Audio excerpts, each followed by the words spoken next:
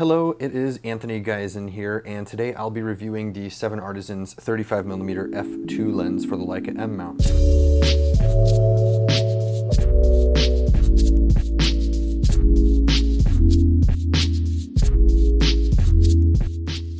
I first want to say thank you to Sarah, who gave me this as a Christmas gift a couple years ago. It has been used so much on my M6, which got about 2 years worth of use on it and 2-3 dozen rolls of film shot on it. And only in the last couple months did I actually start using it on the M240. I've already done a review of the Sony E-mount version of this lens. If you want to check that out, it'll be linked below.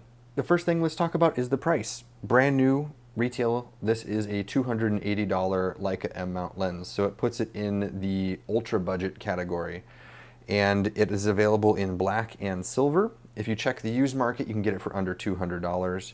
If you are looking in the used market, there is a original version of this lens, and that original version had 6-bit coating. It had a slightly different barrel construction, and the aperture ring just wasn't as good as this newer model. The newer model, the whole construction of the lens feels tighter and better. There's no 6-bit coating, and that aperture ring is much more responsive. It doesn't feel wiggly. Continuing on with the build and design of it, it is a manual focusing only Leica M lens, which is rangefinder coupled. And with this one, you have a really nice built-in focusing tab. I absolutely love this. A lot of their newer lenses after this one don't come with focusing tabs built on. So like here's the 28mm, for example. You have to use one of these 3M rubber focusing tabs. It just doesn't feel as good. This is probably one of their best focusing tabs they've put on. I wish they would continue that throughout their line. This lens, and like a bunch of other 7Artisans M mount lenses, you're gonna need to calibrate the actual lens to your rangefinder. What that means quickly is, you wanna make sure whatever your focus patch is lining up with, the lens is also accurately doing that. And if you're gonna need to calibrate this lens, because a lot of the times out of the box, it's not perfectly calibrated to your camera, you're gonna need to go through that whole process. If you have a digital camera, it is much, much easier to do. You basically just put your camera up on a tripod, you focus on something that's whatever distance away, and you check to see if the rangefinder patch lines up with what live view is showing you. If it doesn't, you leave the camera on the tripod, take the lens off, and use the supplied tools to loosen the cam on the lens, and then you use one of their other tools to rotate the cam a bit, either clockwise or counterclockwise, depending on if it's back focusing or front focusing. And you give it a little bit of a turn, and then you retighten and you put it back on the camera, and you check the rangefinder patch again and see if it's perfectly lined up. If it's not, you got to do it again however many times until you've perfectly lined it. It can take some fine-tuning. Some of the other lenses can be a little more difficult to focus and get that calibration right, but this one I found it easier. I'd recommend checking something that's close to focus and something that's far away to focus. Make sure they're both lining up properly. If you have only a film Leica and you need to calibrate, check my 7Artisans 75mm review to get the calibration on a film Leica camera. The aperture range on this lens is f2 to f16, and it's got a 10-bladed aperture diaphragm. Optically, it uses the Carl Zeiss sonar design, and that is 7 elements in 5 groups. On the front here, it's got a 43mm front filter thread for hoods. If you're basically using no hood, it has 0 viewfinder blockage. It only weighs 320 grams, or about 11.3 ounces. It's very tiny and compact, especially without a hood on there. When Sarah gave me this lens a couple years ago for a Christmas gift, I took it with me on our trip to Redmond, Washington for that Christmas. And this lens on my M6 is so compact and so tiny, I was able to put it inside my coat pocket on my front. Like I could just put it inside my jacket pocket. It's insanely compact, and that means it was no issue to take anywhere I was going with me on that trip. Now on to the sample photos.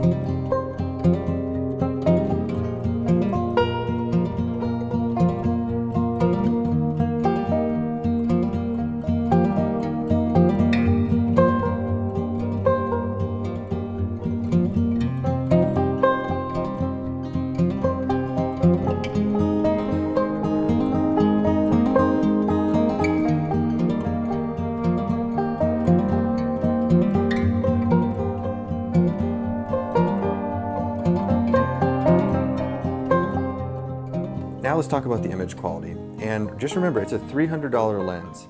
And on a digital M body, you're not gonna expect it to outperform anything that like Voigtlander, Zeiss, or Leica puts out.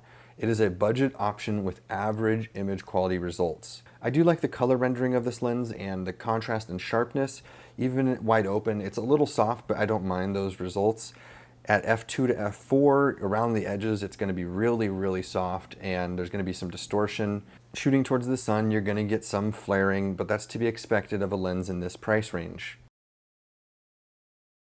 My main issue with the image quality of this lens is the color fringing around the edges. It's not as bad as the recent 7Artisans 35mm f5.6 lens, which I recently reviewed, which had a ton of that popping into the edges of the frame.